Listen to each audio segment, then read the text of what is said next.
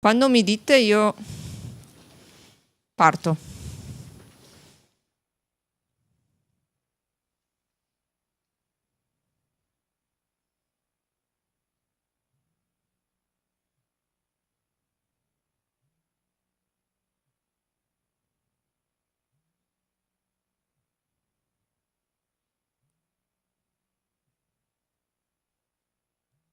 Aspettiamo un secondo.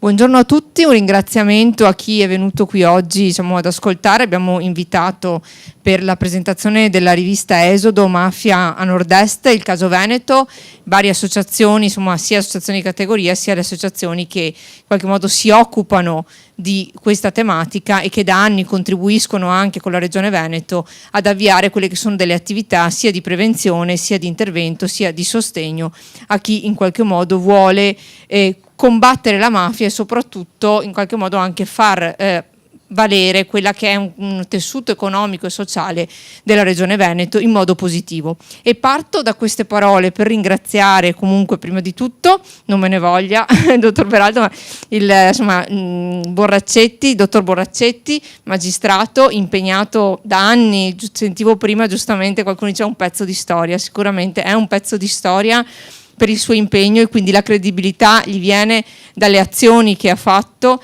dalle attività che ha messo in atto e da quello che è riuscito a costruire anche in termini di reti, e oggi in qualche modo verrà fuori, credo, anche questo tipo di argomento. Ringrazio anche il dottor Beraldo, sociologo, per il contributo che sta dando e dà alla rivista Esodo e a questo tipo di argomento, con una lettura che poi è tipica da quello che si legge all'interno anche della rivista stessa, che vuole essere una lettura anche di natura sociologica, ma anche di natura etica, morale, per riportare l'attenzione su questo argomento in modo da far capire come c'è sicuramente l'attività di intervento, il magistrato Borraccetti la conosce meglio di tutti noi, ma c'è un'attività cosiddetta, si dice, di prevenzione, ma ancora di più è un'attività proprio di far comprendere cosa significa agire in modo etico per in qualche modo prevenire, ma soprattutto creare una cultura della libertà. Voi usate queste parole anche all'interno dell'introduzione. Una libertà dell'essere umano, quella libertà del rispetto, quella libertà che ci permette comunque anche di crescere in modo solidale all'interno di un'economia, oppure non solo di decrescere, ma in qualche modo di far morire anche alcuni tessuti importanti per la vita anche quotidiana. Questo è uno degli aspetti che a me è piaciuto di più nella lettura della rivista, e che chiedo quindi poi se in qualche modo potete anche farla capire a chi ci sta ascoltando. Un ringraziamento chiaramente a chi comunque queste attività le fa nella sua azione quotidiana, ma quello che poi vorrei anche ricordare, visto che oggi è l'8 marzo e quindi è anche giustamente qualcuno dice non è una festa, e è vero, non è una festa, ma comunque è una giornata in cui si ricorda quella che è il segno della libertà anche delle donne, e quindi tutte le donne che hanno in qualche modo combattuto per liberare il nostro sistema dall'infiltrazione della malavita organizzata e dalle mafie. Sono molte, non faccio nomi per evitare proprio di non citarle tutte e di dare più peso ad una donna piuttosto che a un'altra. Donne che facevano parte comunque del sistema mafioso e che si sono ribellate, che ne sono uscite, donne che hanno assistito a quelle che sono state delle azioni, che hanno dato la vita per essersi comunque messe come testimoni di giustizia, donne che hanno fatto della loro vita proprio un'attività continuativa nel combattere anche in quelli che sono i tessuti più difficili, la mafia e la malavita organizzata.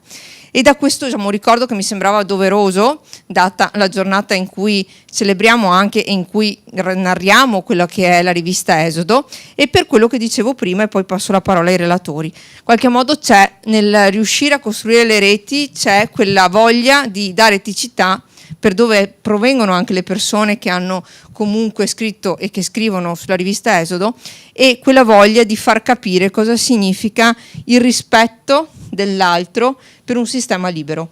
Allora credo che la parola libertà, che negli ultimi anni l'abbiamo anche sentita più volte, gli vada data una connotazione molto precisa anche in questo senso, per far capire la forza della parola libertà e delle azioni che possono portare all'aspetto della libertà. Io inizierei per rispetto anche insomma dal magistrato Borraccetti, se ci può illustrare anche da dove è nata un po' anche l'idea della rivista Esodo e quali sono anche diciamo, gli aspetti diciamo, principali rilevati anche da voi all'interno della rivista stessa, e una narrazione un po' anche magari breve ma del suo vissuto personale nel poi da quello che ha fatto a quello che sta facendo. Grazie.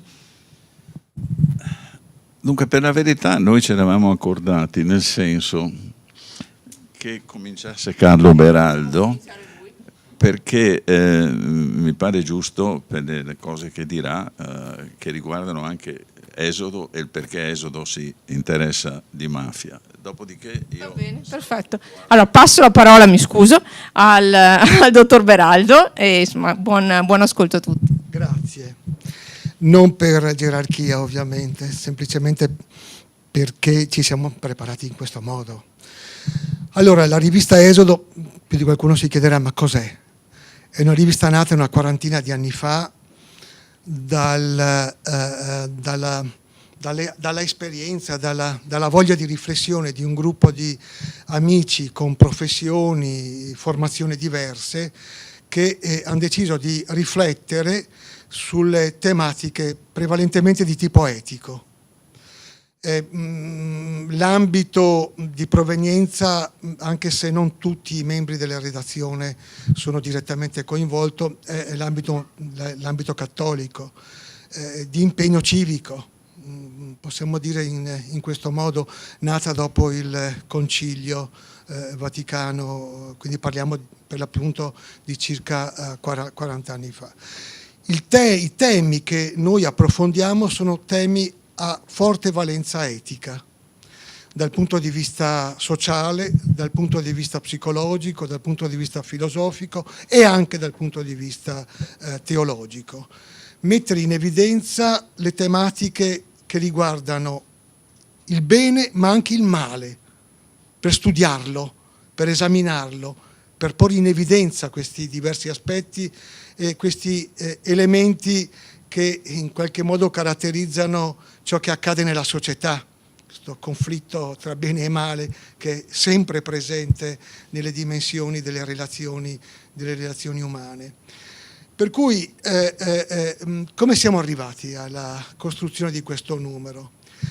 Siamo arrivati dopo aver letto tutta una serie di documentazione proveniente da diversi soggetti, da diverse istituzioni, io le cito perché sono stati gli elementi fondanti dai quali poi noi siamo partiti, dalle relazioni parlamentari, in cui c'è una relazione in particolare, quella del 2018, presieduta dalla onorevole Bindi allora, che parlava esplicitamente di un fenomeno mafioso presente anche nel nord Italia, e questo è stato un primo elemento. Un secondo elemento è stata l'analisi che la Banca d'Italia ha fatto, che ugualmente in una relazione, in una lunga e densa relazione del 2021 ha esaminato la problematica, dicendo esplicitamente: guardate che la mafia si sta ristrutturando soprattutto nelle zone del nord Italia e quindi anche del nord-est, inserendosi dentro l'economia legale. Per cui ci possono essere ambiti in cui il confine è labile tra economia illegale e economia legale. È una relazione anche questa che ci ha fatto molto, molto pensare.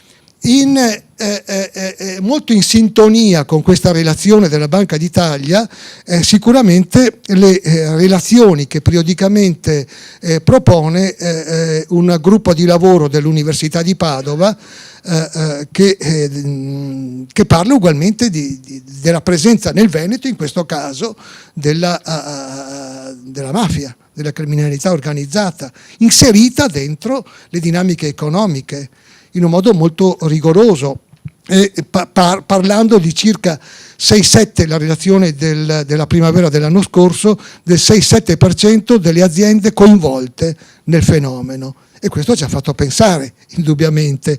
È un gruppo di lavoro che è presieduto da Antonio Parbonetti, che credo questo osservatorio ha già incontrato nel passato.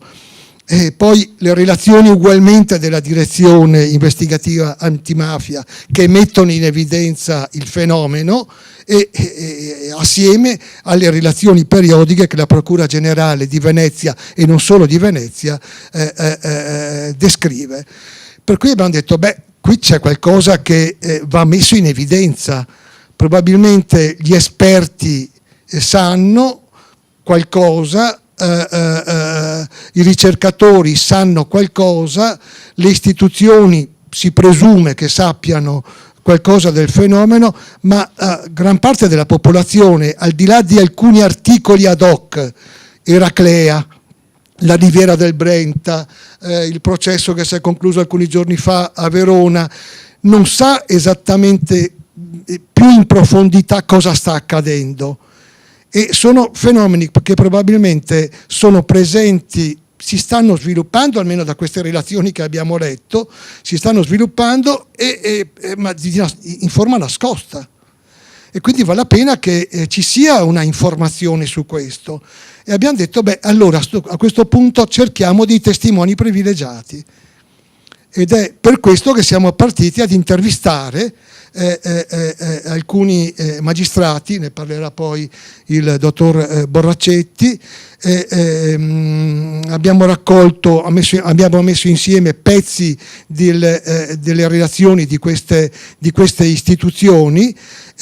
Abbiamo anche chiesto, questo per arricchire un po' dal punto di vista valoriale, ad alcuni soggetti, parroci, preti, impegnati a Palermo, a Napoli e a Caorle, a Marango di Caorle, vicino al fenomeno di Eraclea, che ci esprimessero delle loro impressioni, delle loro valutazioni e le loro azioni che fanno in questi territori di contrasto al fenomeno mafioso. Ecco, mettendo insieme tutte queste testimonianze che abbiamo prodotto, abbiamo detto, a questo punto costruiamo questo numero. L'abbiamo costruito, abbiamo visto sicuramente che la cosa è stata molto gradita. Perché? Perché il numero, sostanzialmente le copie che noi abbiamo stampato per questo numero sono state 600, circa 300 in abbonamento, le altre 300 sono andate a ruba nelle librerie.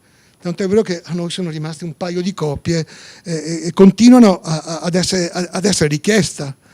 E hanno cominciato le diverse realtà del territorio a chiederci di incontrarci. Perché ci siamo già visti a Marghera, prossimamente andremo a Treviso, delle scolaresche ci hanno chiesto di incontrarci con loro, a Preganziol, a San Donà di Piave, cioè in giro per il Veneto ci stanno chiedendo di andare. E questo noi ci andiamo, nel senso che riteniamo molto importante sensibilizzare, creare, formare, sostenere coscienza critica, coscienza civile, nel senso di quello che diceva un attimo fa la dottoressa Zottis. Ecco, quindi non ce l'aspettavamo, sono sincero. Invece sta cosa vuol dire che c'è una sensibilità e la voglia di capire. C'è una preoccupazione, ne parlerà meglio il dottor Borracetti. C'è una intervista in particolare ad un sostituto della Procura di Venezia che ci ha fatto pensare quando dice noi indaghiamo, ma anche dei professionisti che sono in qualche modo coinvolti dal fenomeno non collaborano, stanno zitti. Parlando di, in qualche modo, per essere molto chiari, di notai, contabili, commercialisti, noi non riceviamo segnalazioni da questi professionisti. Io questo l'ho trovata pesante come affermazione, eppure se è vero che c'è questo confine labile tra economia legale ed economia illegale, evidentemente questi professionisti, alcuni evidentemente, sono coinvolti. E quindi c'è un lavoro da fare probabilmente anche dentro questo mondo, queste categorie di sensibilizzazione e di attenzione. Però io adesso mi fermo e lascio la parola al dottor Boraccetti. Prima di un secondo solo di passare la parola al dottor Boraccetti, io la ringrazio perché in qualche modo lei ha anche detto due elementi, o molti elementi, ma due, della conoscenza, anche della coscienza civile.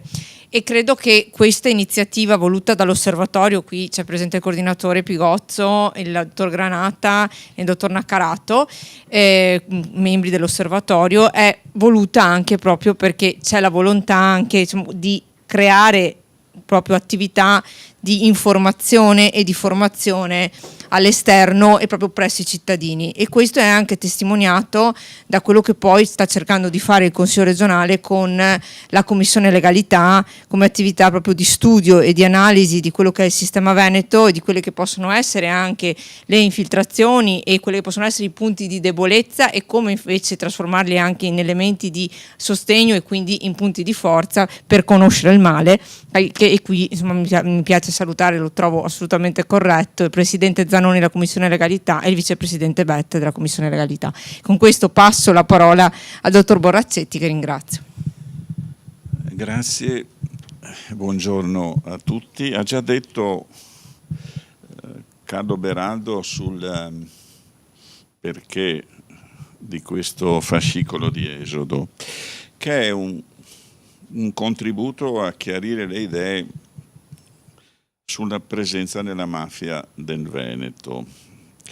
Ecco, recentemente, ne ha parlato, ne ha fatto un cenno prima Carlo Beraldo, a commento della sentenza del Tribunale di Verona di qualche giorno fa, che ha condannato diverse persone per associazioni di tipo mafioso, Pierpaolo Romani, che è il coordinatore nazionale di Avviso Pubblico, ha scritto sul Corriere del Veneto: il Veneto non è terra di mafia, ma la mafia è presente nel Veneto. È così. Il Veneto non è terra di mafia nel senso che è immune finora dal dominio che le organizzazioni criminali di tipo mafioso esercitano in parti consistenti di alcune regioni d'Italia, e che ha trovato anche repliche preoccupanti in regioni vicine alla nostra, come la Lombardia e come l'Emilia. Tuttavia è una terra in cui il Veneto, in cui le organizzazioni di tipo mafioso sono presenti per fare affari, direi essenzialmente. Sono presenti in settori dell'attività imprenditoriale, dell'economia, della finanza. È stata citata poco fa una ricerca del professor Pavonetti e di un gruppo di lavoro da lui presieduto che ha evidenziato questo tipo di presenza fornendo dati statistici di qualche interesse e preoccupazione. Allora, in questo quadro, questo tema della presenza della mafia nella nostra regione è un tema risalente negli anni. Mi ricordo, scusate, ma qualche volta indulgo ai ricordi, avendo alle spalle diversi anni. Nella mia esperienza professionale sono andato anche quando è stata istituita la Direzione Nazionale Antimafia nel lontano 93. Ricordo una polemica probabilmente nata a seguito di una delle relazioni della Commissione parlamentare antimafia sulla presenza delle organizzazioni mafiose nella nostra regione, in cui peraltro la presenza veniva enfatizzata o minimizzata a partire da convenienze contingenti di tipo politico, mentre sarebbe stato già da allora utile e interessante in qualche maniera sottrarre la questione mafia a nord-est e mafia nel Veneto alla contesa politica. Certo, ci possono essere visioni diverse del fenomeno e ci possono legittimamente essere politiche diverse per affrontarlo, però bisognerebbe fare lo sforzo di sottrarla alla contesa politica, soprattutto alla contesa di breve momento, per dire che questa questione ce la portiamo dietro da decenni, non è una novità. Contributo informativo, dicevo prima, vuol dire prima chiarire le idee su che cos'è la mafia, perché il rischio è di fare di questa espressione mafia un'espressione che allude ad una specie di spectre, di organizzazione potentissima e invisibile da una parte, oppure dall'altra di usare l'espressione mafia con riferimento in generale a comportamenti di malaffare o omertosi o di tutela dei propri interessi. In realtà il primo contributo informativo si fa spiegando cosa vuol dire mafia e come si intende mafia quando si parla della sua presenza nel Veneto. Allora, mafia significa organizzazione di tipo mafioso, alla stregua della definizione che ne dà il codice penale, l'articolo 416 bis. Per cui la prima cosa da chiarire quando si parla di mafia è che si parla di organizzazioni criminali di tipo mafioso descritte nel codice penale e che hanno alcune caratteristiche che le differenziano anche dalle altre forme anche gravi di criminalità, e quelle caratteristiche sono la forza di intimidazione che discende dal vincolo di omertà interna e che ha efficacia anche verso l'esterno. Le finalità di questa organizzazione, fare profitti, è una logica imprenditoriale quella della mafia, è la logica dell'imprenditoriale delittuosa all'inizio, che serve ad accumulare il capitale di partenza per poi fare altre cose, per poi andare ad agire nel campo dell'economia legale, chiamiamola così. Quindi, che cos'è l'organizzazione criminale mafiosa? Il suo metodo di operare, le sue finalità, il profitto ma anche il dominio sulla società. Quindi non forme di criminalità che aspirano a fare più soldi possibile, per dire in parole povere, ma forme di criminalità che mirano a dominare la società o settori di essa e quindi condizionare le istituzioni in tutti i loro aspetti. Quindi il contributo informativo è questo innanzitutto, chiarire che quando parliamo di mafia parliamo di organizzazioni che hanno determinate caratteristiche dal punto di vista giuridico, ma dal punto di vista storico bisogna aggiungere, vuol dire che stiamo parlando di organizzazioni che hanno un nome e che si chiamano Cosa Nostra, 'Ndrangheta, Camorra, in passato, meno oggi forse, questo è tutto da vedere, Sacra Corona Unita, insomma tutte associazioni criminali ben definite con una storia e radici in alcune regioni del nostro paese. Quindi quando si parla di mafia si parla di questo.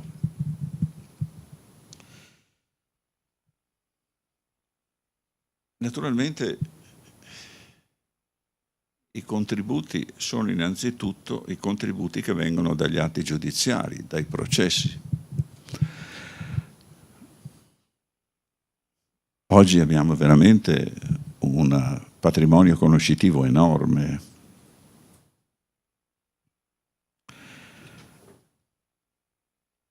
In questi 30 anni che sono seguiti alle stragi del 1992, del 93, lo Stato ha portato a termine, attraverso le istituzioni giudiziarie, tantissimi procedimenti penali, sono state condannati a centinaia e centinaia di ergastoli, centinaia e centinaia di persone. C'è stata una reazione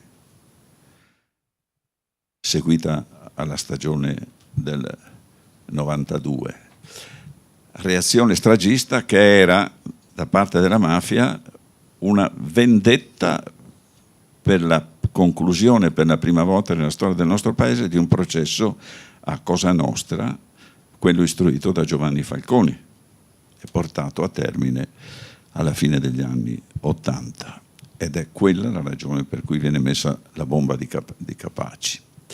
Ma questo richiamavo per dire abbiamo un patrimonio conoscitivo enorme, quello degli atti giudiziari, e però conoscere la mafia non è solo leggersi le carte dei processi, perché sulla mafia, su cosa voglia dire la mafia, e anche sulla presenza nelle regioni diverse da quelle di origine, abbiamo contributi sociologici e storici di grande rilevanza. Quindi, nel nostro piccolo, abbiamo dato spazio alle fonti giudiziarie attraverso quell'importante colloquio con Roberto Terzo, che è il pubblico ministero che sta sostenendo l'accusa nel processo a dibattimento per i fatti di Eraclea, in relazione ai quali devo ricordare che però è già stata emessa una sentenza di secondo grado che ha condannato, a seguito del processo abbreviato scelto da alcuni degli imputati, per associazione di tipo mafioso. Abbiamo una conferma del giudice di merito e, se non ricordo male, passata in giudicato, perché anche con ricorso di Cassazione, processo in Cassazione concluso, per cui sui fatti di Eraclea abbiamo già una sanzione giudiziaria che dice guardate che siamo in presenza di associazioni di tipo mafioso. Questo per inciso, ma non voglio, devo darmi dei limiti, posso continuare un po'. Ma il colloquio con Terzo è interessante. Ci tenevo a dire guardate che c'è già una sentenza definitiva, o se non è definitiva è quasi definitiva, perché è vero che c'è un processo in corso ancora in primo grado, però abbiamo già una sanzione definitiva sul fatto storico delle presenze mafiose nella nostra regione e in una certa parte del territorio della nostra regione. Ma riprendendo il riferimento al colloquio con Terzo, è importante perché è un colloquio che mira sinteticamente, come si può fare in una intervista sostanzialmente, a descrivere qual è la situazione complessiva della criminalità organizzata nella nostra regione, che è abbastanza variegata, non ci sono soltanto le mafie. E però poi descrive quali sono i meccanismi con cui le organizzazioni di tipo mafioso si presentano, si propongono, dice Terzo, si propongono, e forse questa è la parola da usare a proposito. Le organizzazioni mafiose si propongono, offrono dei servizi che vanno da un credito facile alla gestione dei rifiuti tossici, ma passano per la fornitura di manodopera in nero, passano per la creazione di fatture per operazioni inesistenti, tutte attività che possono aiutare imprese in momenti di difficoltà o possono aiutare a nascondere affari poco chiari o possono aiutare un'altra attività tipica delle organizzazioni mafiose a recuperare crediti inesigibili per le vie giudiziarie o per i tempi della giustizia spesso, ma non solo per quello. Quindi la mafia si propone servizi. Quindi non è la mafia dal volto violento, anche se si tramuta facilmente in questa, per esempio ottenendo il controllo delle imprese. Sono cose abbastanza note, basta un cenno, ma sono cose che, descritte negli atti giudiziari e evidenziate dalle parole di Terzo, devono destare una certa preoccupazione. Un cenno brevissimo alla questione della gestione dei rifiuti tossici, perché è ripresa nel saggio scritto da padre Pisano, che mi pare sia il parroco di Napoli, ecco, in cui racconta come ebbe la confessione da parte di un esponente o di un familiare di un gruppo criminale del fatto che molti dei rifiuti tossici sotterrati in una certa zona provenivano da Marghera, dalla nostra regione. Non sono cose nuove, sono cose che sappiamo, però dircele serve. Ma accanto al racconto di Terzo, al colloquio con Terzo, e aggiungo, aprendo qui una parentesi che chiudo subito però, il Veneto ha conosciuto una sua organizzazione di tipo mafioso autoctona, quella di Maniero, di cui parla Paola Mossa nel saggio che è pubblicato sulla rivista. La storia di Maniero è la storia di ieri, dell'altro ieri, un gruppo criminale pericoloso che non ha raggiunto livelli di controllo sulla società del tipo di quelli delle organizzazioni mafiose di tipo tradizionale e che però ha causato molti danni, soprattutto per quanto riguarda il traffico degli stupefacenti. Chiuso la parentesi, ma la cosa interessante, non solo Veneto abbiamo detto, no?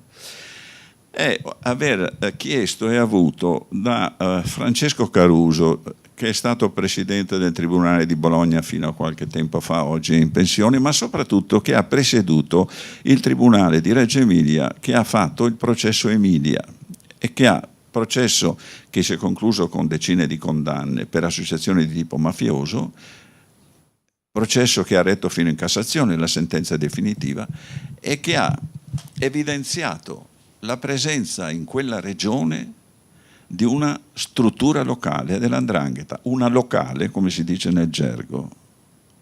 Perché è importante questo articolo? Perché l'Emilia è qui vicino a noi. Noi poi non possiamo pensare all'Italia come divisa in tante regioni. Se c'è la mafia da qualche parte ci interessa, anche se non c'è a casa nostra. Insomma, questa miopia di pensare che la mafia è una cosa del sud, lasciamola a tempi ormai superati. Anche se non ci fosse nel Veneto ci interesserebbe comunque, perché è sempre parte del nostro paese. Non è che siamo a migliaia di chilometri di distanza. Però l'Emilia è molto vicina, è sostanzialmente qui, nel cortile di casa, vicino. E la cosa interessante su cui vale la pena di meditare è la capacità dell'organizzazione criminale di sfruttare addirittura gli aspetti positivi di un territorio dal punto di vista sociale, addirittura gli aspetti positivi. Non voglio rovinare la curiosità, quindi lascio alla lettura del perché di questa affermazione. Adesso ho già preso troppo tempo, quindi solo alcune battute conclusive. La prima è: conoscere la mafia però non è solo leggere gli atti giudiziari, è anche cercare di capire in altro modo. È compito quindi di chi vive nella società, è compito degli organi di informazione. Fare informazione sulla mafia, in questo senso è interessante il saggio di Lianese, fare informazione sulla mafia, dice Lianese, non può essere soltanto riportare quello che sta scritto nelle carte giudiziarie o quello che si dice nei processi. Questo è vero. Ci vuole una capacità conoscitiva che affianchi quello che risulta dagli atti giudiziari, ma che sia in qualche modo capace di andare oltre, anche perché c'è una cosa da tenere presente, che l'attività giudiziaria ha dei limiti connaturati allo strumento processuale, che certe cose possono non avere rilievo penale, ma possono avere rilievo dal punto di vista della politica e della vita sociale, che la mafia non è tutta verificabile sul piano giudiziario penale. Certe cose possono sfuggire alle descrizioni delle norme, ma essere realmente comunque in concreto sintomo di una presenza mafiosa. Infine, l'ultima cosa che voglio dire, dopo aver richiamato anche i contributi importanti a proposito di attenzione, di conoscenza e di reazione da parte della società civile, come si usa dire, i saggi sia di Romani sia di Lombardo, rispettivamente coordinatore di avviso pubblico già citato all'inizio di queste cose che ho detto, e poi di Marco Lombardo, che è il referente di Libera. Punti di vista diversi, non sempre coincidenti con chi si muove soprattutto dalla visione che ha come riferimento le inchieste, le attività giudiziarie, ma interessanti. E poi i saggi di chi fa professione di fede cristiana, di cui prima parlavo. Concludo. Mi sono chiesto, ma perché veniamo a presentare questo numero in questa sede? Perché si tratta del territorio del Veneto e qui siamo nell'istanza rappresentativa massima di questo territorio. E poi per quello che dicevo all'inizio, su cui chiudo. Nei limiti del possibile sarebbe bene tenere la questione mafia nord-est, mafia nel Veneto, fuori dalla contesa politica di breve momento. Dovrebbe essere un terreno di intesa, perché dovrebbe esserci la convinzione comune che esiste un rischio di inquinamento mafioso delle nostre istituzioni e della nostra convivenza civile, il che significa un rischio per i cittadini di vedere messi in discussione i propri diritti compresi nello statuto di cittadinanza. Insomma, da questo punto di vista è una questione eminentemente politica. E quindi questa è la sede giusta per fare queste riflessioni. Politica nel senso di preoccupazione per l'interesse della polis, per l'interesse della nostra convivenza. Ecco perché è parso giusto chiedere e avere l'opportunità di riflettere in questa sede. Grazie, e un grazie soprattutto anche per le ultime parole che lei ha detto. E qui insomma adesso lascerei la parola a chi c'è qui, anche chi rappresenta e che ha contribuito anche alla rivista Esodo. Parlo di avviso pubblico, non c'è Romani che dovrebbe essere in ascolto, ma insomma c'è il sindaco di Preganziolo Galeano, che ringrazio, e anche Libera con la presenza di Lombardo, che ha contribuito direttamente alla rivista, e la presenza di alcune categorie che stanno lavorando. Anche abbiamo avuto modo nell'osservatorio di audire per esempio la Coldiretti, ma avremo modo di audire anche le altre associazioni agricole e le altre associazioni, quindi per non fare un torto a nessuno non cito tutte le associazioni perché qualcuno farà il torto, però se c'è la voglia anche di intervenire, anche per quello che ha detto il magistrato Borraccetti, politica come anche capacità di governo, e la capacità di governo si dimostra anche mettendosi in rete con chi governa i processi nel territorio, quindi credo che le associazioni su questo abbiano una possibilità, insieme chiaramente a noi, di dimostrare che siamo in grado di fare quello che ci è appena stato detto. Io passerei un attimo la parola al dottor Granata, perché so che poi dell'osservatorio che deve andare via, e poi se ci sono insomma i membri delle associazioni che vogliono intervenire, credo che sia assolutamente corretto anche un grazie per la loro presenza qui, in modo da citarle tutte nel loro intervento, così evitiamo errori. Grazie, buongiorno a tutti, complimenti per questa opera di approfondimento, di conoscenza e di divulgazione.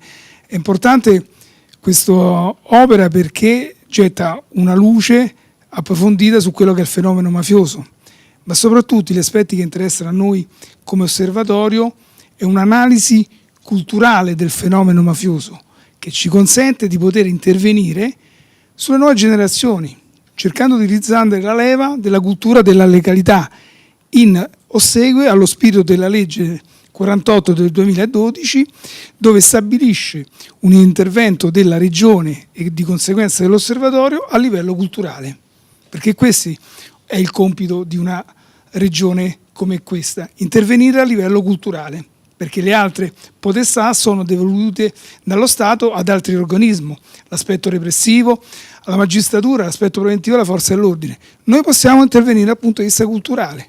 La famosa frase di Gesualdo Bufalino: la mafia sarà sconfitta da un esercito di maestri. È lì che noi dobbiamo intervenire. Bisogna sensibilizzare le nuove generazioni su questo pericolo strisciante. Come diceva giustamente il dottor Borraccetti, è un fenomeno che non sempre appare in superficie, è nascosto, è subdolo. E se riesce a contrastare, a prevenire soltanto avendo gli anticorpi della legalità, che bisogna inoculare alle nuove generazioni. Se le mafie purtroppo hanno attecchito in qualche territorio è perché è mancato la presenza di questi anticorpi. Non è stato avvertito il pericolo. Quindi sta a noi, società civile, la regione, gli altri organismi, intervenire a livello politico, come sollecitava il dottor Borraccetti, di sensibilizzare il territorio. L'apparato repressivo da solo, e questo è confermato da eminenti studiosi ma anche da giuristi, non è sufficiente a contrastare il fenomeno mafioso, perché ha dei limiti. Lo rimettevano in mente magistrati come il dottor Borraccetti. La macchina giudiziaria ha dei limiti, arriva sempre dopo, ha dei limiti oggettivi da un punto di vista teorico. Infatti, e qui c'è un altro problema che va sollevato, la differenza tra la realtà giudiziaria e la realtà storica, che a volte diverge. E questo è il grosso problema che noi ci dobbiamo confrontare. E la realtà storica può derivare soltanto da questi tipi di studio, che possono prendere in considerazione non soltanto gli atti giudiziari, che sono gli atti ufficiali, ma prendono in considerazione altre fonti, quelle che possono essere le inchieste giornalistiche, oppure gli studi, come sono stati citati, quelli dell'Università di Padova. Questa è la grande ricchezza dell'attività di analisi criminale, che è importante, ripeto, per conoscere il fenomeno e per poterlo contrastare. Quindi grazie alla rivista Eroso, grazie all'apporto che è stato dato. Grazie. Grazie. Chi vuole intervenire?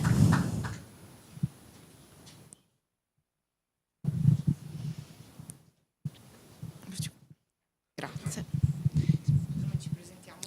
Sì, io sono Marco Lombardo, sono referente di Libera Veneto. Abbiamo avuto la possibilità, vi ringraziamo, di poter dare un contributo nella realizzazione di questa monografia, oltre a quello che già abbiamo scritto là dentro, che è il percorso che noi vogliamo fare, che stiamo facendo insieme ad altre realtà di condivisione nel territorio di questo tipo di problematiche. Riteniamo che sia importante sia vivere i processi, come noi stiamo facendo, ma anche, come anche la Regione Veneto sta facendo, perché si è costituita parte civile in questi processi per mafia in Veneto, e vivere i processi, vivere le udienze, perché c'è la possibilità per voi di poter conoscere fino in fondo quali sono le criticità, le congiunture che hanno permesso il manifestarsi e il radicarsi di questi fenomeni. Non voglio fare esempi concreti, però vivendo le aule giudiziarie, sono anche avvocato, io sto partecipando come avvocato per Libera al processo Caselesi di Raclea, emergono tante cose che anche difficilmente possono essere raccontate negli articoli della stampa e che probabilmente sono le cose più importanti che questo territorio può apprendere rispetto a una sentenza di condanna o meno che ha un piano strettamente penale. A noi interessa non solo un piano penale, ma anche il tema della società, sociologico, delle situazioni che hanno permesso la presenza di fenomeni di criminalità. E dall'altra dirvi che noi continuiamo a portare avanti un percorso in principalità con le scuole. Abbiamo iniziato una collaborazione con l'ufficio scolastico regionale in queste settimane. L'altro giorno ho fatto un intervento in una scuola a Campo San Piero, porterò alcune classi a vedere alcune udienze del processo Taurus a Verona e una classe a vedere un'udienza del processo Caselesi di Raclea, perché è importante che i ragazzi poi possano toccare con mano non soltanto il profilo giudiziario, ma anche tutta una serie di conoscenze che, parlando con loro nelle classi, noi, i nostri volontari, ci rendiamo conto che gli manca un certo tipo di conoscenza e consapevolezza, ma nel momento in cui poi dopo vengono affrontati determinati tipi di temi, per loro c'è la possibilità effettiva di poter fare quel salto di qualità che è mancato in questi anni a parte dei nostri concittadini. Grazie. Grazie, dottor Lombardo. Ecco qua. Grazie mille, buongiorno a tutti, io sono Paolo Galeano, sindaco di Preganziol, ma soprattutto coordinatore regionale di Avviso Pubblico, e quindi ringrazio per l'invito e porto un saluto a nome di tutti i 111 soci, quindi 111 comuni che in Veneto contribuiscono a costruire questa rete di Avviso Pubblico, quasi un comune su 5, quindi è una popolazione che sta crescendo mano a mano grazie alle relazioni e ai percorsi che facciamo quotidianamente tutti insieme.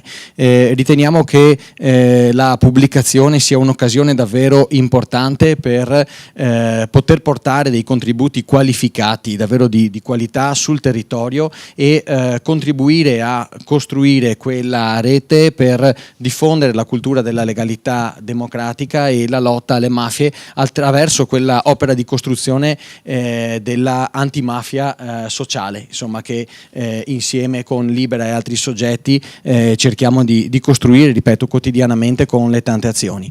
Porteremo la rivista Esodo e alcuni dei relatori che ci aiuteranno ad illustrarla in giro per i comuni. Uno degli appuntamenti che veniva citato prima sarà il 22 di marzo, dopo la giornata nazionale a Milano, anche a Preganziol nel mio comune, ma appunto gli appuntamenti saranno parecchi, e io penso che un segno tangibile, insomma, della sensibilità dei nostri territori arriverà anche dalla partecipazione che riusciremo a portare tutti quanti assieme, facendo da traino noi come amministratori e poi con tutte le associazioni e tutti i personaggi politici di riferimento, proprio alla giornata nazionale il 21 marzo a Milano, cercando di gremire davvero quella piazza in ogni ordine di posto. Il 24 poi qui in Veneto, a Verona, ci sarà un appuntamento con i giovani per la giornata regionale della memoria dell'impegno, in attuazione di un progetto che è finanziato dalla Regione Veneto, e quindi davvero le occasioni stiamo cercando di farle, di seminare, di farle fiorire nei nostri territori in maniera costante, proprio per contribuire a far sì che questa cresca sempre di più la consapevolezza e la conoscenza anche sui territori, in maniera da mettere poi anche in condizione di stimolare ancora più quel percorso che chiede alla politica di dare le risposte in termini normativi e di risorse umane e finanziarie per contrastare poi questi fenomeni, come spesso ci ha ricordato anche il procuratore della Repubblica Cherchi. Quindi grazie a tutti per l'occasione che ci avete dato e buon lavoro. Grazie, ci sono...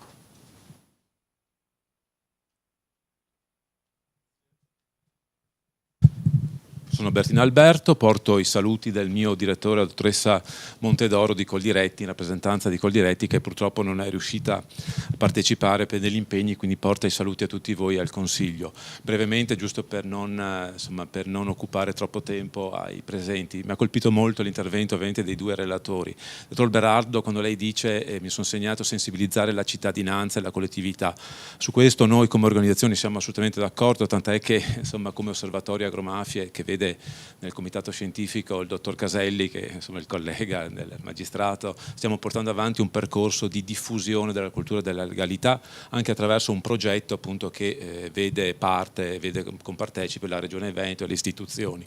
Quindi da questo punto di vista assolutamente concordo anche con chi mi ha preceduto, bisogna intervenire sulla cittadinanza tutta, dalle scuole fino anche alle imprese, e questo ovviamente come organizzazione che rappresenta le imprese agricole lo riteniamo assolutamente opportuno. Del magistrato Boraccetti, lei diceva, dottore, che le imprese si offrono o meglio, che la mafia si offre alle imprese, e questo è un dato che io vedo anche come consulente del lavoro, che mi occupo della parte lavoristica, soprattutto per quell'aspetto della manodopera, intervenendo e approfittando anche della debolezza economica dell'impresa e spesse volte anche della incapacità dell'impresa di cogliere che dopo 2 minuti il servizio c'è un problema di mafia, un problema anche dal punto di vista economico, della tenuta della società, e quindi avviando quel percorso, no, che può arrivare, come diceva lei, ad occupare l'impresa, a sostituirsi all'imprenditore, in questo caso ovviamente all'imprenditore agricolo, perché in Coldiretti insomma rappresentiamo le imprese agricole. Chiudo dicendo che assolutamente come organizzazione siamo a disposizione. Io ringrazio ovviamente il Consiglio regionale, la vicepresidente Zottis e i relatori e i presenti che sono qui, e come organizzazioni ci mettiamo assolutamente a disposizione per un percorso che ci vede assolutamente in sinergia e in collaborazione con le istituzioni e tutte. Grazie. Grazie.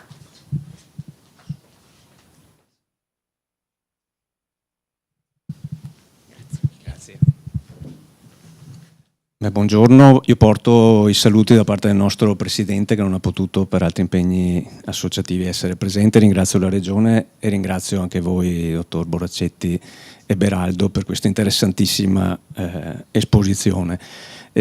Come CNA Veneto noi facciamo alcuni ragionamenti di questo tipo, e cioè si parlava prima di cultura della libertà. Noi rappresentiamo le imprese artigiane in un territorio dove la cultura del lavoro è assolutamente importante, è sempre stata sentita, ed è proprio in questo ambito che molte volte si intrufola appunto il sistema mafioso. In un territorio dove, dicevate prima, non è un territorio di mafia, però la mafia è presente, e quindi come associazione ci chiediamo se, oltre a un'attività di sicuramente informazione, sensibilizzazione verso le nostre imprese associate, verso il mondo produttivo che rappresentiamo, cos'altro possiamo fare in collaborazione, oltre a quello che facciamo in collaborazione con le istituzioni, con gli enti di controllo, per andare a spiegare ai nostri imprenditori dove potrebbero essere gli episodi da attenzionare, perché magari molte volte anche nella gestione di un appalto, un subappalto, perché magari i nostri imprenditori gestiscono e si ritrovano a svolgere dei subappalti, dal punto di vista procedurale, dal punto di vista esterno è assolutamente trasparente, e magari non si ravvisa che c'è qualcosa invece che deve far allarmare l'imprenditore. Quindi il fatto anche di poterlo segnalare alle associazioni, noi crediamo a volte che possa tramutarsi o in una mancanza di conoscenza che si è all'interno di un sistema, perché diciamo che la parte esterna sembrava tutto regolare, ma magari laddove invece c'è la coscienza di essere all'interno, anche una sorta di vergogna di portarlo all'esterno, proprio perché magari è un'impresa di 80 anni con una grande storia, eccetera. Quindi ecco, una serie di riflessioni, ma anche di richiesta, dove possiamo entrare ulteriormente come associazione dell'artigianato in questo caso, per aiutare i nostri imprenditori. Grazie. Grazie.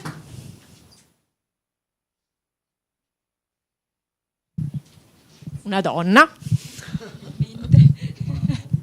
Buongiorno a tutti, sono Claudia Scarzanella, vicepresidente di Confartigianato Veneto e anche presidente di Confartigianato di Belluno, e vi ringrazio molto per la riflessione che poi è utile per noi, perché la riportiamo poi nel concreto e mi viene in mente che cosa si può fare subito.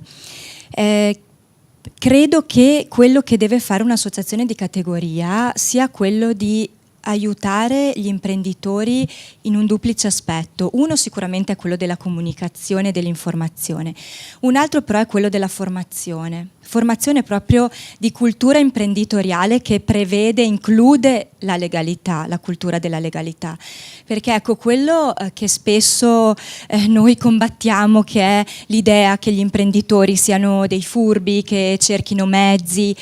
Ecco, forse su questo dobbiamo proprio lavorare affinché la cultura imprenditoriale cresca e ci sia una formazione proprio di qualità e di livello, perché gli imprenditori oggi devono esserlo con la I maiuscola, e quindi essere proprio in grado, anche essere forti ed essere in grado di affrontare anche i momenti di difficoltà. Credo che oggi stiamo lanciando un messaggio importante, che ci siamo tutti a riflettere e a lavorare per raggiungere l'obiettivo che è lo stesso per tutti. Io porto l'esempio di Belluno, ma la prefettura di Belluno per esempio ci sta coinvolgendo da tanto, soprattutto in seguito insomma, all'evento, al grande evento delle Olimpiadi Milano Cortina, e ci sta proprio aiutando in questo percorso, che è un percorso di formazione, di crescita proprio delle persone. Ecco, io credo che tanto più quando gli enti, le associazioni di categoria si mettono insieme, tanto più può essere potente e forte in concreto non solo il messaggio, ma anche il risultato.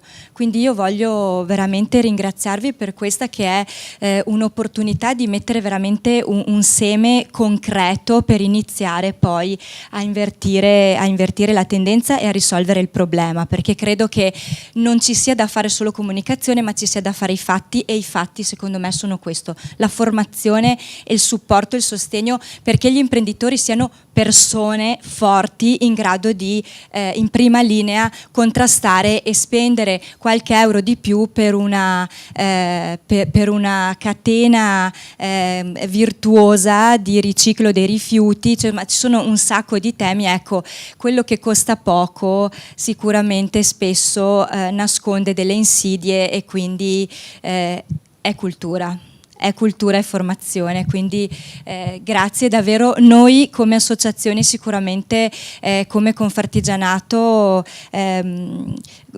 riporto anche al mio presidente Roberto Boschetto questo spunto, perché va oltre la comunicazione. Quindi oggi sicuramente un tassello in più. Vi ringrazio, buon lavoro, grazie. Grazie a lei.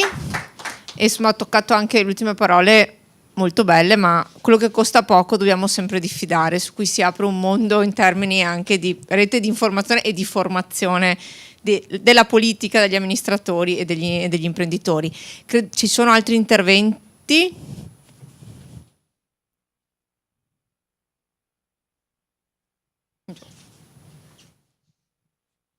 Grazie mille.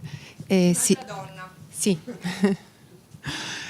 Silvia Marchetti, Confagricoltura Veneto, porto i saluti del mio presidente Lodovico Giustiniani e del direttore Massimo Chiarelli. Sono andata a rileggermi adesso alcune parole di Giovanni Falcone, che diceva che la mafia non è invincibile perché è fatta da persone, da uomini. E l'unico modo e l'unico sistema per vincere questo fenomeno, che è gravissimo e serio, è quello di conoscere. Mi sono resa conto, mi spoglio della veste di dirigente di un'associazione e mi metto nei panni di una mamma di una ragazzina adolescente che ha visto in questi giorni per televisione l'arresto di Matteo Messina Denaro. E questi ragazzi non la conoscono la mafia, non sanno che cos'è. Noi siamo cresciuti con le stragi di Falcone, di Borsellino.